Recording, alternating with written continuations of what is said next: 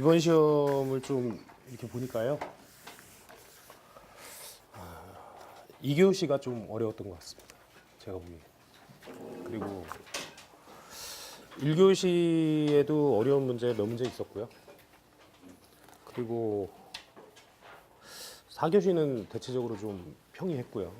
무난했고 3교시도 쓰는데 그렇게 어려움은 좀 없었던 것 같습니다. 제가 보는 관점에서는. 그리고 대체적으로 경향을 봤을 때 기본서에서 좀 많이 출제가 됐습니다. 기본서에서 많이 출제됐고 기본서 외적인 거는 역시 신재생에서 좀 많이 나올 것이라고 생각을 했는데 한 문제 정도 출제가 됐습니다. 신재생에서 그 태양광 쪽에서 하나 나왔죠. 그리고 기본을 묻는 문제들도 나왔고 골고루 좀 출제가 된 것 같습니다. 전반적으로 좀 골고루 많이 출제가 됐는데 들리는 말에는 그 전에는 출제위원이 대부분 한 3명 정도 들어갔어요. 보통 뭐 교수 2분, 기술사 1분 이런 식으로 들어갔는데 이번 시험은 출제위원이 5명이라는 얘기가 있습니다. 그러니까 5분이 출제를 내다 보니까 전반적으로 이제 골고루 이렇게 좀 냈던 것 같아요. 저도 이제 들은 얘기입니다. 그게 뭐 신빙성이 있는지는 잘 모르겠고 일단 출제위원이 많이 들어갔다 이렇게 얘기를 하더라고요. 그렇다 보니까 여러 군데서 이렇게 많이 출제가 된 것 같습니다. 그리고 요즘 추세가 좀 근거가 확실하지 않으면 좀 잘 내지 않는 추세예요. 그렇다 보니까 이제 문제들을 보시면 알겠지만 뭐 회로 이론이나 뭐 이런 부분도 출제를 했고요. 그리고 기본서에 있는 것들은 어떻게 뭐 정답이 딱 나와 있는 거 아니에요. 그렇다 보니까 기본서적인 부분들이 많이 좀 출제가 된 것 같습니다. 시험은 처음엔 쉽게 봤는데 문제풀이를 하면서 보니까 좀 쉽지는 않더라고요. 쉽지는 않았던 부분이 있는 것 같습니다. 자, 1교시 문제를 보시죠. 패러데이의 이제 전자유도 법칙을 설명해라. 패러데이 법칙은 뭐 DT분의 d파이니까 저희가 다 알다시피 그 내용으로 이제 설명을 해주시면 될 것 같습니다. 그래서 E는 N, DT분의 d파이 이 부분으로 설명을 했고요. 여기에 이제 그것을 증명하는 곳으로 사용된 법칙이 이제 렌츠의 법칙이에요. 그래서 렌츠의 법칙도 마지막에 이제 써줄래다가 안 써줬습니다. 그거 뭐 물어보질 않았으니까. 그래서 패러데이 법칙만 설명을 하시면 될 것 같아요. 웬만하면 다 쓰셨겠죠. 가공전선의 굵기 선정 시 검토사항을 설명하시오. 일반적으로 전선의 굵기는 이제 송전선로를 어떤 부분으로 보느냐에 따라 좀 차이가 있습니다. 그런데 여기 보시면 일반적으로 단거리 송전선로는 허용전류와 전압강화에 의해서 다 결정이 되죠. 그렇다 보니까 허용전류와 전압강화, 이제 기계적 강도 이런 부분에 대해서 전선의 굵기를 선정하는데 검토 사항이 되고, 그리고 마지막에 이제 경제성 부분 있죠. 경제성 부분에 대해서는 우리가 알다시피 이제 켈빈의 법칙 그런 얘기를 언급을 해줘야겠죠. 그래서 그런 부분으로 기술을 하시면 되지 않나 이런 생각이 듭니다. 그래서 허용전류는 뭐 우리가 알고 있는 쭉 그 내용이고, 기계적 강도는 뭐 ACSR 자체가 기계적 강도를 갖는 선이기 때문에 그런 부분에 대해서 또 얘기를 해줬고, 전압 강화는 보통 상차각이 이제 그런 내용이 나와요. 30에서 35도 정도 될 때 5% 정도 이내에 들어야 된다는 내용이 있거든요. 그러니까 그 내용으로 좀 기술을 해주시면 될 것 같아요. 그리고 또한 코로나도 또 문제가 되겠죠. 가공송전 같은 경우는. 그래서 코로나에 대한 얘기도 좀 언급을 하고, 그리고 이제 경제성에 대해서 기술을 해주시면 되지 않나. 그래서 이런 식으로 써주시면 될 것 같습니다. 문제 3번. 이 시험에 3번 나왔습니다. 왜 자꾸 내는지는 잘 모르겠습니다. 이게 회로 이론인데 최대치와 시료치의 관계죠. 여러 가지로 이제 설명을 할 수 있을 것 같은데 쉽게 했으면은 단순하게 쓸 수 있어요. 뭐 시료치와 최대치 관계는 저희가 알다시피 루트 2분의 VM이 시료치가 된다는 사실은 다 아시겠죠. 다 아시는 거지만 어떻게 기술하느냐에 따라서 좀 내용이 틀려진다 이런 내용이에요. 그래 일단 이 사람이 파형을 그리라고 했습니다. 정연파 고리의 파형을 그리고 근데 60Hz예요. 60Hz면 120F죠. 그래서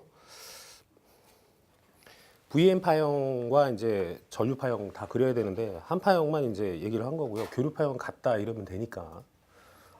그래서 VM 사인 120 파이티 요 그림을 그려주시면 되고요. 그거야 뭐 일반적으로 이렇게 쭉 그리시고 오메가 t에 대한 내용만 써주시면 되니까. 그러고 나서 이제 시료치와 최대치의 관계와 의미예요. 관계야 뭐 아까 얘기한 대로 루트 2분의 VM 하면 되는 건데 의미적인 내용을 좀 하라는 거죠. 그럼 시료치의 정의에 보면 교류의 크기를 교류와 동일한 일을 하게 되는 직류의 크기로 바꿨을 때 동일 전력의 의미를 나타내는 것이 시료치의 의미다 이거죠. 그래서 전력의 의미입니다. 그래서 말 그대로 이제 전력을 전류식으로도 표현할 수 있고요.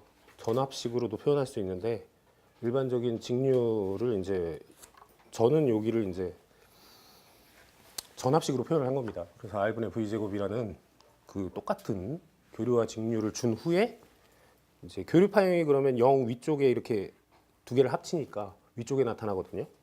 그런 상황에서 이제 면적을 메꾸게 되면 이게 어디 나와 있는 거냐면 이제 제가 국기 강의를 하거든요. 그럼 거기 이제 기본서 그 기능사죠, 기능사 수업을 하게 되면 시료치를 이런 식으로 설명합니다. 면적이 같아진다 이거죠. 딱 그럼 한 일이 DC와 똑같아진다 이거예요. 그랬을 때 딱 반이 나온다 이겁니다. 그래서 2R분의 VM의 제곱이 2R분의 V와 같다 이거죠. 그랬을 때 DC 값이에요. 이 교류 값이 아니고 DC 값입니다. 그때 그 V를 시료 값이라 한다 이거죠. 그래서 계산하면 V 제곱이 바꿔지면서 뭐가 돼요? R은 지워지고 이제 루트가 들어가겠죠. 그래서 V는 루트 2분의 VM이 된다. 이렇게 이제 설명을 한 겁니다. 그래서 그걸 좀 도용을 해서 설명을 했어요. 뭐 점수를 어떻게 줄지 모르죠. 이렇게 썼을 때 제 생각은 이렇게 하면 좀 설명이 좀 의미적인 내용까지 다 포함된 것이 아니냐 그렇게 봤기 때문에 이렇게 기술을 한 겁니다. 참고적으로 좀 보시라는 얘기예요. 어떻게 이제 쓰셨는지는 모르죠. 시험에서 이제 그걸 또 어떻게 봤을지도 모르고 일단 저는 이렇게 기술을 했다는 얘기고요. 1.4를 보시면 원래 저희가 수업을 할 때 장거리 선로 있죠. 장거리 선로에 이제 미분 방정식이 나오는데 거의 미분 방정식은 여태까지 시험에 잘 출제가 안 됐습니다. 그런 부분을 왜 출제를 안 했냐 하면 내는 사람도 좀 부담스럽고 그리고 푸는 저희들도 좀 부담스럽죠. 그래서 예전부터 장거리 송전선로의 전파 방정식이죠. 그 식을 유도하는 미분 방정식은 거의 해제를 안 왔었는데 이번에 희한하게 미분 방정식 문제가 두 개가 나왔어요. 두 문제가 출제가 돼서 옛날 기억을 막 더듬으니까 안 되더라고요. 시험 보시기 굉장히 좀 어려움이 있지 않았을까 이런 생각이 듭니다. 평상시에 안 해보면요. 이거 좀 풀기가 곤란해요. 과도현상 있죠. RL 과도현상. 예전에 RL 과도현상을 미분 방정식으로 푼 적이 있습니다. 그래서 이제 수험생들한테 나눠준 적이 있는데 그런 걸 좀 연습을 했더라면 이게 접근하기 좀 쉬웠을 거예요. 그런데 그런 게 아니면 미분 방정식 자체가 어렵기 때문에 저희는 그런 거 좀 학교 다닐 때나 했지 학교 다닐 때 회로 이론 할 때나 했지 뭐 벌써 학교를 졸업한 지가 몇십 년이 지났잖아요. 어려움이 있었을 거다 이런 생각이 듭니다. 그래서 어찌어찌 했든 해서 이제 풀이는 풀었습니다. 풀이는 풀었는데 맞는지는 장담을 못 하겠어요. 저도 미분 방정식 잘 모르기 때문에 솔직한 얘기예요. 근데 아마 맞을 겁니다. 뭐 답은 뭐 그대로 그 수순일 거 아니에요. 그러니까 그 수순대로 풀었기 때문에 아마 맞을 겁니다. 답은. 참고적으로 한번 풀어보십시오. 다음번에 또 나올 질문입니다. 여태까지는 한 번도 나온 적이 없어요. 이런 미분 방정식. 1-5번은 제가 나눠드렸어요. 이걸 하도 화가 나서 전시험에 저 그 신재생 문제 여러 문제가 나왔죠. 신재생 문제 하고 요즘 트렌드가 뭐냐면요. 그 풍력하고 태양광 그거에 발맞춰서 뭐 그 ESS 그죠? ESS 그리고 또한 그거와 이제 또 해서 분산형 전원 이런 쪽이에요. 그게 다 뭐에 연결되어 있냐면 이제 스마트 그리드죠. 스마트 그리드에 다 연결되어 있는 부분입니다. 그런 부분들이. 그래서 앞으로 우리가 가져가야 될 이제 이런 분산형 전원들 있죠. 앞으로 미래에는 훨씬 더 많아질 건데 이런 분산형 전원들을 어떻게 연계시키고 어떻게 운용할 것이며 그런 부분에서 신재생 에너지들이 필연적으로 그 ESS를 같이 설비하는 그죠. 그렇게 돼야만 부하 변동이라든지 뭐 이런 부분에서도 효율적으로 뭐예요? 이제 뺐을 수 있고 에너지 세이빙 기능이 있으니까 그걸 활용할 수가 있잖아요. 그런 부분들이 이제 전기 자동차도 마찬가지고요. 네. 다 이제 그게 이제 스마트 그리드 안에 포함돼서 미래의 이제 모델 계통이에요. 그러니까 지속적으로 그런 것들이 이제 뭐다 시험에 출제될 거다 이거죠. 그래서 그런 부분들을 좀 많이 정리를 했어요. 저번에 시험이 많이 나와서 정리를 해서 드렸는데 파워 컨디셔너입니다. 지금 나온 게 인버터. 요것도 이제 그때 정리를 해서 드린 부분이었어요. 그래서 정리해서 드렸는데 오늘 연구반 분들은 한 분도 참석을 안 하셨는데 그래서 제가 이제 카톡으로 제가 드린 거 나왔습니다. 다 푸셨죠? 이렇게 했는데 답이 없어요. 풀었는지 못 풀었는지는 알 수가 없습니다. 이제 다음 주에 뵐 건데 다음 주에 뵈면은 이제 풀었는지 안 풀었는지는 잘 모르겠습니다. 근데 여튼 그래서 정리를 했던 게 그대로 나왔어요. 그대로 해서 나왔는데 뭐 내용은 이제 상용주파 변압기 방식이니까 상용주파를 변환하는 거예요. 우리가 알고 있던 그냥 DC를 AC로 그죠? 그렇게 하는 방식이고 고주파 변압기를 이용하는 게 이제 고주파 변압기 절연 방식입니다. 얘는 고주파 인버터를 써서 DC를 AC로 변환했다가 다시 이제 정유기를 거친 다음 다시 인버터를 거칩니다. 예, 이렇게 변환하는 거고 그 다음에 이제 트랜스리스 방식은 트랜스를 쓰지 않기 때문에 DC에서 DC로 뭐 합니까? 전압을 바꿔요. 승합하는 거죠. 예. 그 승합기라는 컨버터를 더 가지고 걔를 통해서 다시 뭐예요? 인버터를 이용해서 공급하는 거죠. 예, 이런 방식입니다. 하여튼 하나가 나왔어요. 뭐가 하나가 나올 줄은 알았습니다. 근데 생각보다는 좀 적게 나온 것 같아요. 전 이번에도 이제 뭐 HVDC든 ESS든 계속 나왔잖아요. 그래서 그런 부분이 또 출제가 되지 않을까 했는데 그런 부분들은 좀 쉬어가는 것 같고요. 다음번에는 또 나오지 않겠습니까? 요즘에 계속 그게 이슈화되고 트렌드 되기 때문에 신재생 쪽으로는 계속 준비를 하셔야 돼요. 그런 부분들 정리를 하셔가지고 준비를 왜냐하면 그 한두 문제 때문에 그냥 한 문제라도 그 한 문제 때문에 합격과 불합격이 갈릴 수 있습니다. 그래서 예전에 저희가 공부할 때도 제가 발전공학 굉장히 싫어했습니다. 왜 싫어했냐면 전기쟁이는 다 발전 싫어해요. 이게 메카닉이잖아요. 그러니까 기계적인 개념이기 때문에 굉장히 싫어했었는데 그때 그 지도했던 교수님 하는 말이 네가 발전을 공부 안 하면 절대 합격할 수 없다. 그런 얘기를 한 적이 있습니다. 그건 무슨 얘기냐면 시험 출제 빈도는 작아요. 어쩔 때는 전 회차에 한두 문제 나옵니다. 발전 문제가. 그리고 이제 송배전이나 변전, 뭐 개통은 꾸준히 나오는데 발전은 나왔다 안 나왔다 해요. 요번에는 발전이 좀 많이 출제된 편이에요. 시험 문제가. 근데 발전공학을 안 하고서는 안 된다는 이유가 그 한두 문제가 발목을 잡는다는 얘기예요. 그러니까 저 시험 볼 때는 이제 발전을 했죠. 해보니까 그렇게 어려운 것 같지는 않았어요. 공부를 하고 나중에 하고 나니까. 왜냐면 기본서를 볼 땐 굉장히 어려웠는데 제가 발전공학 기본서를 한 3번 정도 정독했거든요. 정독을 했다 뿐이지 남는 게 없더라고요. 지나가면 다 까먹으니까 남는 게 없더라고요. 그런데 이제 아시는 분이 이제 서브를 주면서 왜 그 책을 다 하고 있냐.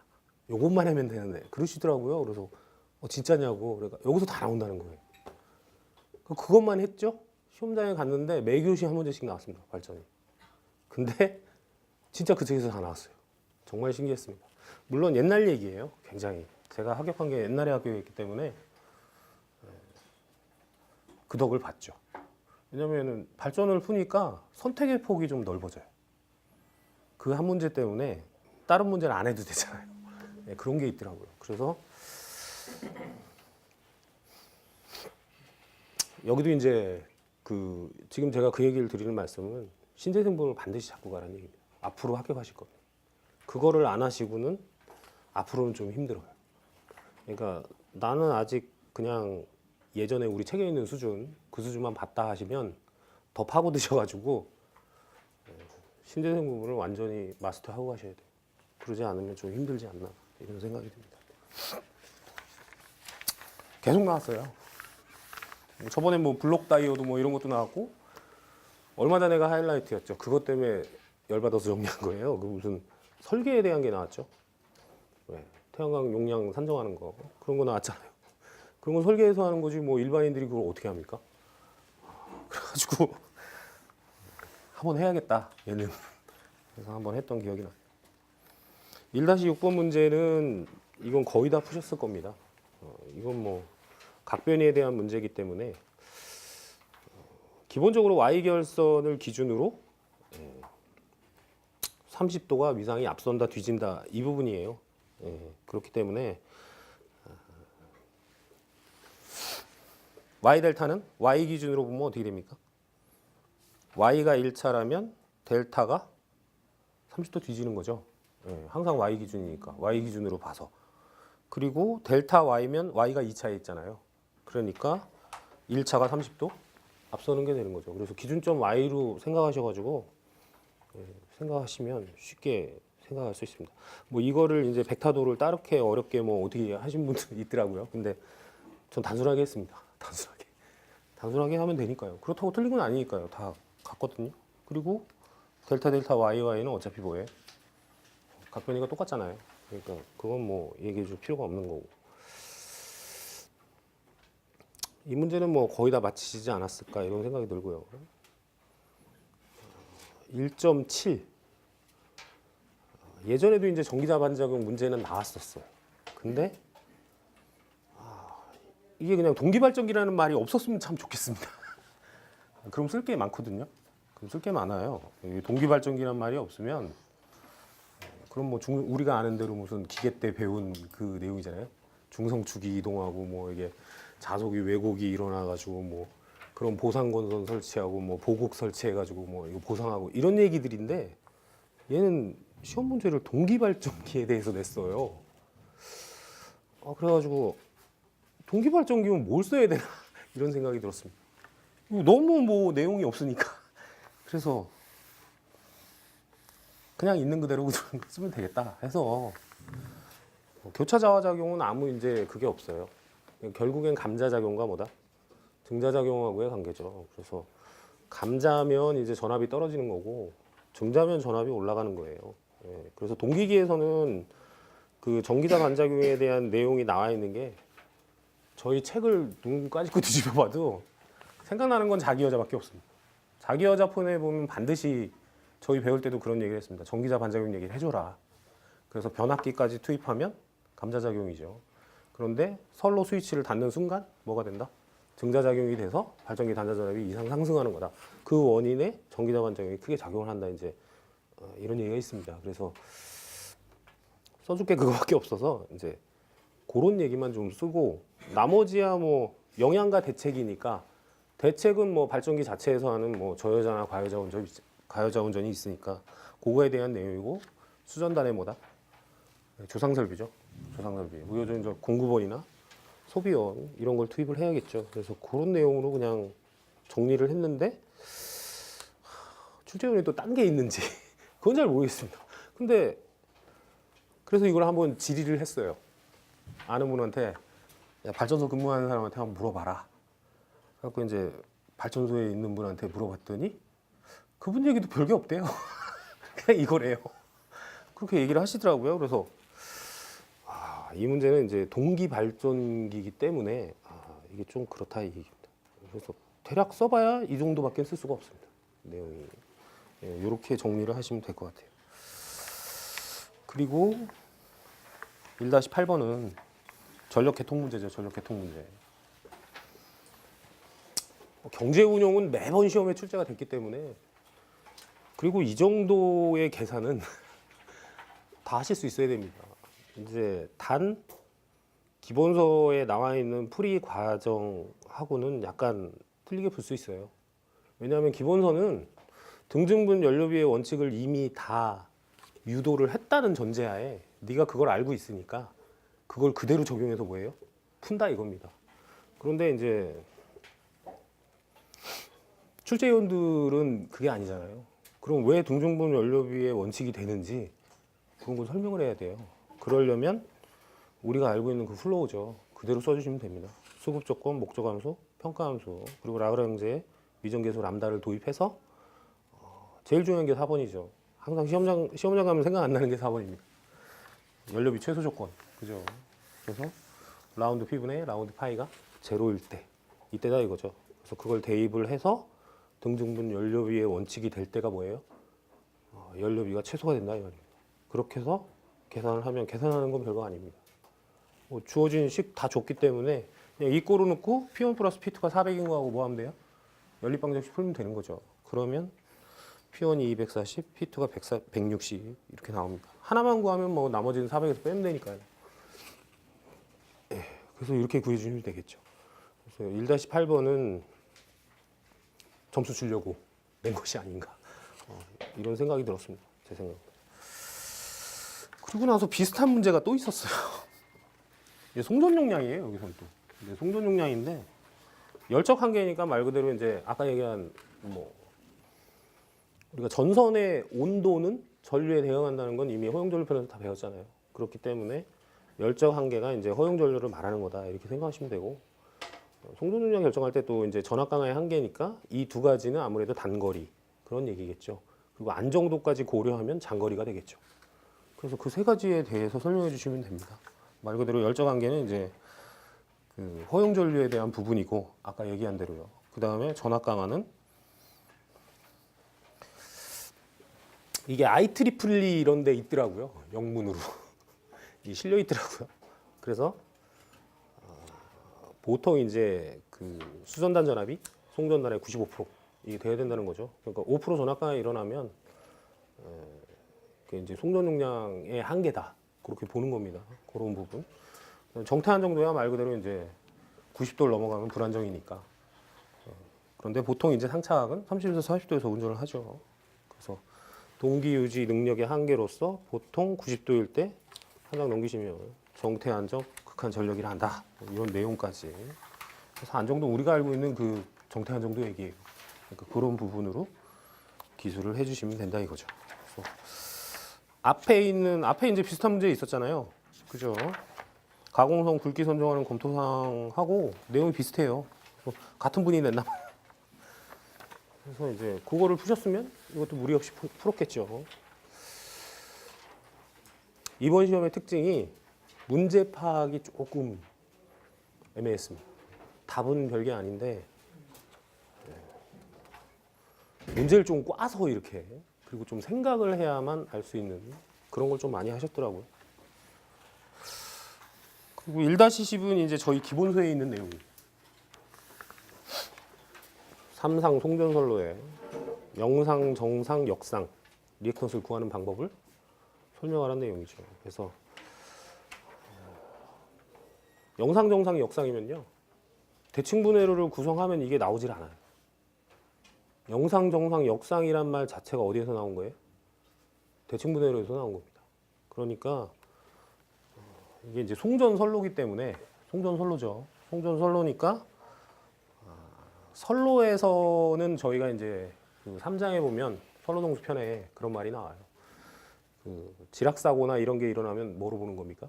대칭분으로 보는 거죠. 대칭분으로 봤을 때 대지기로 인덕터스 적용한다고 돼 있죠. 그리고 저희 대칭분해로에도 영상회로에 송전선로에서는 대지기로 인덕턴스를 적용한다 이렇게 돼 있습니다. 그러니까 그 부분에 대해서 얘기를 해주면서 정상일 땐 작용이겠죠. 그리고 책에 있는 말 중에 이제 영상은 작용에 1회선일 땐 4배, 2회선일 땐 7배 이런 말들이 있어요. 그래서 뭐 값이 주어진다면 그 값을 적용하겠지만 일반적으로 값이 주어지지 않으면 1회선 선로에서는 작용 인덕턴스의 4배. 그죠? 그리고 2회선에는 작용 인덕턴스 7배를 적용한다. 그럼 작용의 개념과 저희가 문제를 풀면 이런 문제가 여러 번 출제됐어요. 고장나기 전 상태와 고장 났을 때의 전력을 비교하라는 그런 문제들이 많이 있습니다.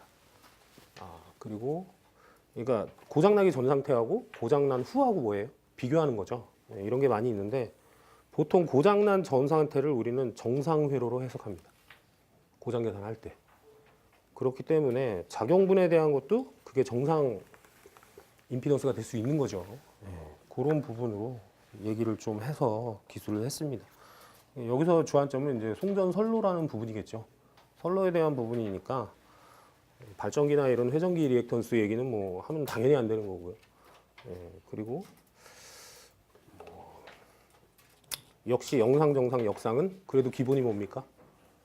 기본이 대칭분해로이기 때문에 대칭분해로를 구성해서 구한다라고 얘기를 해야 돼요. 왜냐하면 이제 저희가 고장 계산 편에 보면 기본서에 다 있는 내용입니다. 이게 다. 고장 계산 편에 보면 이제 일선 지락 전류식을 구하죠. Z0 플러스 Z1 플러스 Z2분의 2A를 구했습니다. 구했는데 2A라는 전압은 고장나기 직전의 상전압이에요. 저희 일선 지락 고장 해석할 때 그때 그 2A 값이 무엇이라는가를 내용이 거기 나와 있습니다. 보통 저희가 중성점 접지 방식 할 때도 그 유효 접지 조건이죠. 그걸 하면 일선 지락 고장식을 쓰거든요. 그래서 이제 VB분의 2A분의 VB라는 식을 쓰잖아요. 해가지고 이제 유도를 하는데 그때 VB라는 거는 이제 일선 지락 시의 비상전압입니다. 그죠? 그리고 2A라는 건 고장나기 직전에 A상 상전압이에요. 그렇게 이제 얘기가 되는 거죠. 근데 책들에 보면 2B분의 2A로 나온 책도 있고요.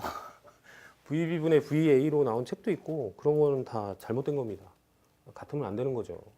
그러니까 2A는 알아요. 고장나기 직전 전압이니까. 그런데 뭐를 알 수가 없다? Z0, Z1, Z2를 모르는 거죠. 그러니까 모처럼만의 식을 써서 구하려고 했더니 이놈을 모르겠다 이거예요. Z0, Z1, Z2. 걔는 어떻게 구해야 된다 이거죠. 대칭분 회로라는 거를 구성을 해야 된다 이거죠. 그래서 중성점을 타고 3I0가 흐르는 거죠. 대칭분 회로가 아니었다면 거꾸로 흐를 수가 없죠. 물론 뭐 사고 나면 사고점으로 전류는 다 뭐 하게 돼 있어요? 모이게 돼 있죠. 만약 일선 지락 사고가 발생을 한다면 그 지점으로 거꾸로 흘러서 이상전압을 일로 가겠죠. 그러니까 원래 흐르는 방향과 대칭분으로 바꿨을 때 전류 흐름이 다르다는 거예요. 그걸 헷갈리면 안 됩니다. 제가 수업을 이렇게 하다 보면 공부를 오래 한 사람도 그걸 헷갈려요. 그걸 헷갈린단 말이에요. 왜냐하면 대칭분하고 정상 평상시에 회로하고 헷갈려가지고 절방을 헷갈려 버립니다. 대칭분은 사고점에 뭘 둬요? 거기 전원을 두는 거예요. 영상회로면 거기다 뭐다? 크기와 위상이 같은 단상전원 V0 이걸 두는 거죠. 그러니까 일반대로 대지 사이에 V0를 둬서 I0라는 크기와 위상이 같은 단상전류를 흘리는 거죠. 그러니까 개념 자체가 틀려요. 걔를 평상시회로하고 생각을 하시면 아주 잘못된 겁니다. 그건 왜? 전원이 있는 곳이 틀립니다. 워낙 전원은 발전기에서 줘야 되는데 대칭분으로 바뀌게 되면 그 지점에 뭐가 생겨요? 전원이 생긴다는 거죠. 거기서부터 흘러가는 범위가 뭐야? 영상회로다 이거죠. 그러니까 여기서 말하는 영상, 정상, 역상 리액턴스를 구하는 방법을 설명하라고 했으니까 이건 무조건 뭐로 가야 돼? 대칭분회로로 가야 됩니다. 대칭분회로로. 그래서 당연히 선로 임피던스는 그냥 ZA, ZB, ZC죠. Z0, Z1, Z2가 아니잖아요. 그건 이제 변화를 했다는 얘기예요. 이미 불편 고장이 발생을 한 거고 그랬을 때 영상, 정상, 역상이 존재하는데 다만 비교할 때를 보면 정상 상태를 뭐로 본다? 사고 나기 전 상태를 정상회로로 본다 이거죠. 그거로 해석한다는 얘기입니다. 그러니까 정상분을 따질 땐 좀 이견이 있을 수 있다는 거예요. 해서 그렇게 해서 얘기를 해주시면 되지 않을까. 고장 계산에서 시험에 나오면요 다 맞춰야 돼요. 그걸 틀리고 왔다 그러면 그거 틀릴 게 없어요. 제가 보기엔 거기 나온 거는 무조건 다 맞춰야 됩니다. 발송배정 기술사잖아요. 발송배정 기술사하고 건축전기 기술사하고 가장 큰 차이점은 발송은 고장 계산한다는 거예요. 그럼 그건 다 맞춰야죠. 그리고 역대 나온 문제 중에 어려운 문제가 없었어요. 제가 보기엔 고장 계산에서 나온 문제는. 근데 희한하게 시험 보고 오면 뒤에 이제 고장 계산 문제 하나 더 있습니다. 근데 예제 문제예요. 저희 10장에 나오는 매번 이제 이 대칭분해로를 할 때 제가 매번 했던 얘기입니다. 수업 시간에 하면서 하는 얘기가 뭐냐면 저희 책의 그 고장지락 문제는 예제로 나와 있는 게 딱 그 문제 하나밖에 없어요. 그래서 이제 그 고장 계산을 하게 되면 일속 진학고장 해석할 때 예제를 펴보십시오. 거기 보면 핵심은 그거죠. 영상분해로에 걔를 포함해야 되느냐 말아야 되느냐. 요거죠. 그러면 고장 지락일 때 지락 저항값은 영상에러에 포함이 되지 않는다. 그게 핵심이에요. 네. 그거 얘기하면서 항상 얘기했던 문제예요. 근데 그게 나왔더라고요. 문제는 별거 없어요. 그냥 풀면 돼요. 그림만 이상하게 그려놔서 그렇습니다. 단선도로 그려놓으면 아주 단순해요. 네. 문제 1-11번. 부하 역류를 개선하면 전력은 어떻게 되느냐. 이 문제는 조금 저는 좀 어려웠어요. 다른 분들은 쉽게 생각하셨을지 모르겠는데 저는 좀 어려웠습니다. 왜 어려웠냐 하면 보통 우리가 전류가 준다라고 하거든요. 왜냐하면 I는 루트 3 VR 코사인 세타분의 P거든요. 그러니까 역률과 뭐합니까? 전류는 반비례죠. 반비례하는 거죠. 루트 3 V 코사인 세타분의 P니까 반비례하는 겁니다. 그래서 역률 개선편에도 나와요. 역률의 의미는 그죠? 설비를 얼마만큼 유효하게 이용할 수 있느냐는 그 개념과 두 번째가 뭐냐면 부하에 흐르는 전류가 적어진다는 개념이에요. 이 두 가지가 역률의 의미라고 딱 나옵니다. 책에. 그러니까 그거에 대해서는 이견이 없는데 이번에 좀 의문인 건 송전 전류입니다. 이 전류를 그냥 부하 전류 했으면 편한데 그게 아니고 송전 전류예요. 송전 전류. 그래서 조금 애매했고요. 임피던스는 또 약간 논란이 있어요. 이게 제가 알고 있던 거하고 이제 다른 분하고 얘기하니까 다른 분은 생각이 확 틀리더라고요. 저하고. 그러니까 이견이 좀 있는 것 같아요. 저는 항상 역률은 그렇게 생각을 해왔는데, 그러니까 병렬 콘덴서라는 놈, 그 놈은 항상 어차피 병렬 리액터는 리액터 값이 크면 뭐예요? 다른 부하들이 다 병렬이잖아요. 병렬이면 항상 병렬은 작은 것보다 작은 거니까 뭐야? 의미가 별로 없어요. 항상 그렇게 생각했던 건데 그걸 또 다르게 보시더라고요. 그래서 전력은 이견이 없죠. 유효 전력은 변화가 없습니다. 우리 역률 계산할 때 삼각형을 그려도 P는 항상 일정하죠. 그런 상태에서 누구만 변해요? 역률 계산하면? Q식 값에 의해서 Q만 변하기 때문에 무효 전력만 변화되는 거예요. 그러니까 유효 전력은 변화가 없고 무효 전력은 변화하는 거죠. 변화한다. 어떻게? 무효 전력 공급원이니까 뭐야? 지상을 더 공급한 거다. 이런 개념으로 보시면 되는데 전류가 좀 이게 아까 말씀드린 것처럼 부하 전류가 아니고 송전 전류여서 이게 좀 애매한 부분이 있고 임피던스는 저는 거기 써놨지만 임피던스 변화 없다라고 저는 생각을 했거든요. 근데 다른 분은 이제 이게 좀 이견이 있더라고요. 그래서 뭐가 맞는지는 잘 모르겠습니다. 이견이라는 건 이제 뭐냐면 임피던스가 이제 커진다. 공진 개념이죠. 그러니까 우리가 병렬 공진하면 기본적으로 무한대거든요. 임피던스가 무한대예요. 그런데 공진이 아니더라도 콘덴서에 의해서 그게 들어가면 임피던스는 커지는 거 아니냐. 무한대는 아니더라도 커지는 거 아니냐. 이제 이렇게 얘기를 하시더라고요. 그래서 저는 그렇게 생각 안 했습니다. 이렇게 하고 이제 말았는데 이건 어떻게 쓰셨는지는 모르겠지만 채점하는 사람에 따라서 이건 틀려질 것 같습니다. 전 그렇게 생각했어요. XC 값이 콘덴서가 굉장히 작기 때문에 그 리액턴스는 굉장히 큰 거죠. 그렇기 때문에 병렬로 붙여도 뭐를 유지해요? 대지관절을 유지하는 거죠. 상용주파에 대해서 리액턴스 값이 굉장히 크기 때문에 대지관절을 유지하고 있는 상황이라고 본다면 그러면 큰 거하고요. 작은 거하고 실제 병렬 합성을 해보면 거의 자기 자신이 나와요. 그래서 저는 그냥 변열력이나 임피던스 변화가 거의 없다. 옛날에 이걸 해본 거예요. 왜냐하면 직렬 콘덴서는 우리가 선로 임피던스를 조정하는 기능이 있다는 걸 다 알고 있습니다. 그런데 직렬 콘덴서에 비해서 병렬 콘덴서에 비해서는 임피던스 얘기가 없어요. 그리고 선로 정수 얘기도 없고. 만약 있었다라면 기존에 그 기술되어 있던 책 중에 병렬 연결하면은 X 값이 그 임피던스 값이 변해서 그런 얘기들이 기술이 돼 있어야 되는데 어느 책을 봐도 직렬 콘덴서에 대한 건 선로 임피던스의 변화라고 나오지만 역률 개선 편에서는 임피던스 얘기를 한 마디도 안 하거든요. 교수님인데 네. 이게 역률을 개선하면 네. 임피던스가 어떻게 되냐지 콘덴서를 달면 역률이 어떻게 되냐가 아니잖아요. 그러니까 제 생각에는 역률을 개선했을 때 네, 두 가지 다 해줘야 됩니다. 역률 개선의 임피던스하고 무관하죠. 그냥 무관하다는 얘기하면 안 돼요. 그러니까 저도 그렇게 생각을 한다니까. 무관하다고 생각을 하는데 다른 분의 이제 다른 그 기술사하고 얘기를 하다 보니까 그분은 이견이 있더라는 얘기예요. 그러니까 제가 봐서는 이거 레퍼런스를 무엇으로 채택을 했느냐. 문제 그대로 본다면 역률을 개선했는데 예. 임피던스가 어떻게 되냐. 물론 부하 임피던스는 변화가 없죠. 항상 부하는 그 임피던스 정해져 있는 거기 때문에 변화가 없어요. 그런데 이제 그 앞단에서의 변화를 얘기하는 겁니다. 이 얘기는. 부하 임피던스는 당연히 변화가 없죠.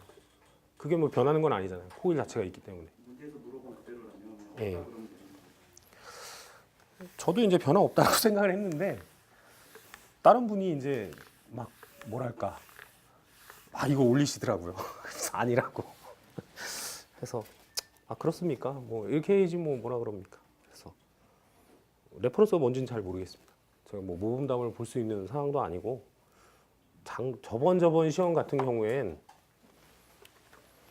제가 어떤 경위인지는 모르겠지만 그걸 봤어요. 레퍼런스를 봤는데 답하고는 전혀 동떨어진 걸 써놓으셨더라고요.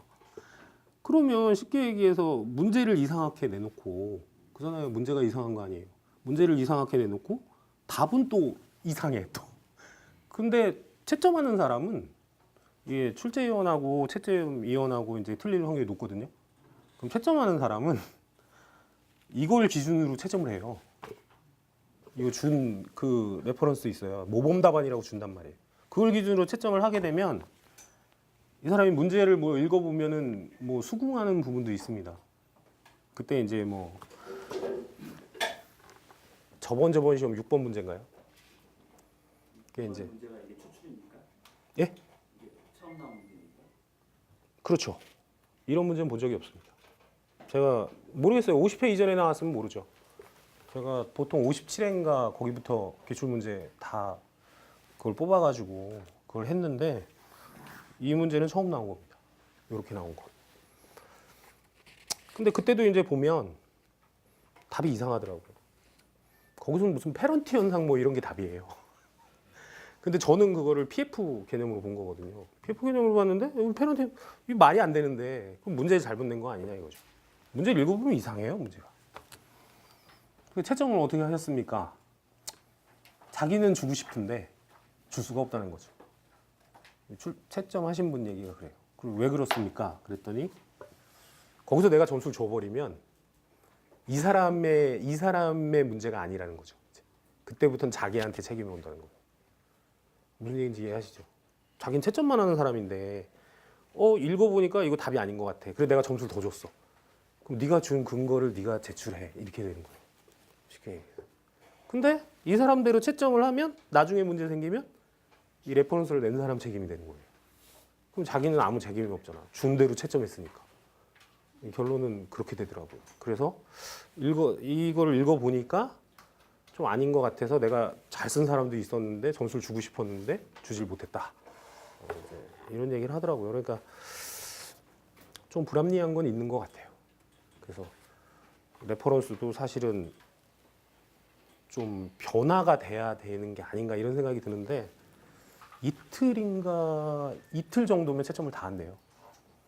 그러면요 이만한 시험지를 이틀 안에 다 채점한다고 생각해 보십시오. 그 2명인가 3명인가 한다는데 그냥 뭐 동그라미 치고 주면은 점수 주고 그냥 가는 거예요. 휙휙 가는 거예요. 누구 말대로 툭툭툭툭 보고 점수 주고 훅 가는 거야. 무슨 얘기인지 이해하셨죠? 그러니까 이거 보고 비슷해 그럼 점수 주고 추리겠죠. 보통 뭐 한 3, 4배수 이상은 추리겠죠. 그러니까 공단에서 무슨 뭐 한 15명 이상 뽑아주세요 그러면 50정 이상은 추리겠죠. 얘 좀 잘 쓴 것 같아. 빼놓겠죠. 해가지고 이제 정밀하게 봐야죠. 이 사람이 과연 합격할 수 있는 게. 그때 이제 정밀 측정하는 거지. 대충 보면 견적은 다 나오니까 대충 하면 다 40점, 뭐 30점 이게 줘버리는 거예요. 그러니까 내가 시험 봤는데 무슨 뭐 40점 나왔더라. 도대체 어떻게 공부해야 되냐. 실망할 필요는 없다 이거죠. 왜냐하면 그 안에 들었느냐 안 들었느냐 단순 그 차이예요. 아니 그 배수 안에 들었으면은 막 50몇 점씩 나오는 거고 백지 한 장 차이 아니에요? 근데 뭐 이렇게 봤더니 대충 아닌 것 같아. 그래서 빼버리면 40점대 나오는 거죠. 그러니까 40점대에서 합격한 사람이 더 많습니다. 오히려 50점대 후반으로 합격 못하는 사람이 더 오래 가는 경우가 저는 많이 봤어요. 경험상. 그러니까 그렇게 맞으면요. 포기도 못하고 계속 뭐 57, 8점 나와요. 그러면 이 포기가 되겠습니까? 언제 붙을지 모르는데. 그러니까 놓지도 못하고 아예 뭐 한 20점, 30점 맞으면 내 길이 아닌가 봐. 이거 난 딴 거 해야지. 그리고 포기할 텐데 그게 안 되는 거죠. 그러니까 계속 가는 거예요. 이유가 있어요. 보니까 다 이유가 있더라고요. 그렇게 되시는 분들은 다 이유가 있습니다. 그러면 냉정하게 그 제3자의 도움을 받아야 돼요. 냉정하게. 답안지 써갖고 보여줘야 됩니다. 여러 명한테. 나의 문제점이 무엇입니까? 그 사람들이 냉철하게 얘기해 줄 거 아니에요. 내가 보니까 이런 건 안 들어가도 될 것 같은데 이거 왜 썼냐. 이런 거는 좋은 것 같은데 이런 부분은 왜 쓸데없이. 전 그런 거 많이 봤거든요. 쓸데없이 많이 쓴. 그냥 건드리면 2장 반씩 씁니다. 그렇게 쓸 게 아니거든요. 이 시험은 많이 쓴다고 점수 많이 주는 거 아니에요. 이게 무슨 선풍기 날려가지고 바로 앞에 떨어지면 합격시키고 이거면 좋죠. 시험장에서 손 들어요. 더 달라고. 그래갖고 쓴 사람 중에 붙은 사람이 없어요. 많이 쓴다고 좋은 게 아니고요. 조금 써도 핵심 물어보는 거. 그게 중요해요. 딱 물어보고만 기술하세요. 시간도 없어요. 이거 쓰려면. 저야 이제 이거 문제풀이 한다고 하니까 막 따붙이기 하잖아요. 자료가 워낙 많으니까 막 따붙이기 하잖아요. 그러면 막 늘어나는 거예요. 늘어나는 거지 실제 답안지 쓰면은 빼버릴 거 많아요. 핵심만 딱딱 쓰면 되지. 잔뜩 쓴다고 좋은 것도 아니고요. 그래서 이제 역률 개선 문제는 이 임피던스가 조금 이게 애매하고요. 저는 생각은 그래요. 변화 없다. 네, 이거로 봅니다. 그리고 이제 12번. 12번은 이제 진동이죠, 진동. 이건 뭐 다 쓰셨겠죠. 현상의 발생 원인, 문제점, 대책. 원인은 이제 칼만 아류 때문에 생기죠. 칼만 아류 때문에 생기는데 무슨 현상? 결국은 공진 현상이죠. 공진 현상 때문에 뭐예요? 그래서 발생을 하는 거죠. 공진 현상이 일어나면 진동을 지속하게 된다. 결국엔 소위 말하는 바람이 안 불어도 뭐예요? 계속 떤다 이 말이에요. 언제까지? 끊어질 때까지. 그러니까 이게 뭐 높이가 전선 굵기의 뭐 1.5배에서 2배로 진동하는데 이게 왜 끊어집니까? 그러려면 얼마나 많이 떨었겠어요, 얘가. 그러니까 끊어졌겠죠. 문제점? 문제점은 이제 단선 현상이 일어난다는 거고. 그래서 중간에 하나 그거 넣어줬어요. 진동에 의한 단선은 이제 칼로 자른 것처럼 단면이 깨끗하지만 장력 같으면 좀 늘어지겠죠. 그래서 엿가락처럼 늘어지다 잘린다. 뭐 이런 얘기고. 방지 대책은 뭐 우리가 알다시피 댐퍼나 아마로드 이걸 쓴다. 뭐 이렇게 쓰면 되겠죠. 출제위원도 아마 알 거예요. 이건 뭐 얼추 다 썼을 것이다. 쓰라고 낸 문제니까.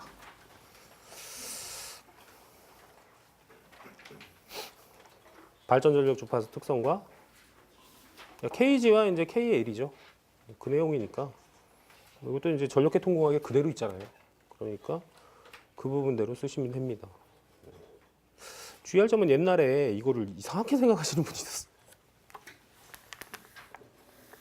항상 기준이 부하죠. 그러니까 부하가 먼저 변하는 겁니다. 발전기가 먼저 변하는 게 아니고 부하가 먼저 변해야죠. 그래서 부하가 변화하면 어떻게 돼요? 부하가 변하니까 주파수가 변하는 거고요. 주파수가 변하는 거에 대응해서 발전기 출력이 뭐 하는 거예요? 변하는 거죠. 쉽게 얘기해서 그렇게 봐야지. 예전에 뭐 발전력 탈락했다니까 델타 PG가 뒤로 이게 탈락했으니까 이쪽으로 거꾸로 가는구나. 그러면 주파수 상승했겠네. 이렇게 생각하는 사람이 있었어요, 실제로. 시험장 가서. 그게 아닙니다. 그게 아니고 발전력 탈락하면 부하가 늘어난 꼴이에요. 왜? 항상 평행이죠. 총 발전력 이코로 총부하인데 거기서 이제 발전력이 조정되면 부하가 커지느냐 작아지느냐 항상 중심이 부하기 때문에 걔를 봐야 돼요. 그래서 부하가 늘어나면 주파수는 하락하고 부하가 감소하면 주파수는 상승한다. 이제 이 개념이 베이스 개념이기 때문에 그 개념으로 이제 얘기를 해주시면 문제가 없겠죠. 그리고 나머지는 뭐 쭉 써줬고 그리고 이제 특성에 대해서 설명하라고 했으니까 저희 개통공학 그 뒤에 보면 전력계통 특성정수의 성질이라는 게 나와 있어요. 그러니까 어쩔 때 KG가 크고 KG가 클수록 계통은 튼튼해지는 거죠. 네. 속도 조정률과 반비례 관계에 있기 때문에 속도 조정률은 작을수록 좋은 거죠. 속도 조정률이 작을수록 좋다는 얘기는 KG가 클수록 좋다는 얘기예요. 그래서 우리 책에도 KG가 클수록 계통이 튼튼해진다 이런 얘기가 나와요. 그래서 K에 대한 내용을 거기 좀 써놓은 겁니다. 네, 내용을 책에 있는 그대로예요. 그냥 보시면 되고 잠깐 쉬었다가 한 10분만 쉬었다가요. 나머지 부분은 보도록 하겠습니다.